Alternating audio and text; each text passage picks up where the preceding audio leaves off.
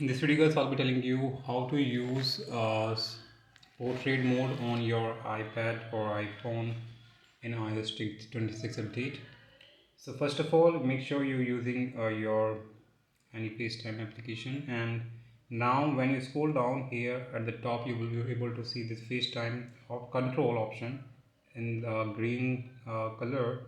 Just tap on it, and now here you will be able to see two options in video mode: portrait and center stage. So you can tap on the portrait mode, or you can tap on it to enable it.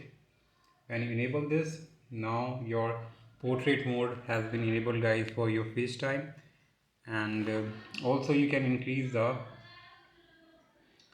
also increase the depth of the portrait mode, and it basically increase and decrease the blur in the background. So yeah, as you can see, you will be able to see the uh, blur in the background. So yeah, that's how guys you can do it. So if you want to use any camera application and want to use this portrait mode, just open the application and you enable this portrait mode in the similar way. Hope you like it. So if more, you guys till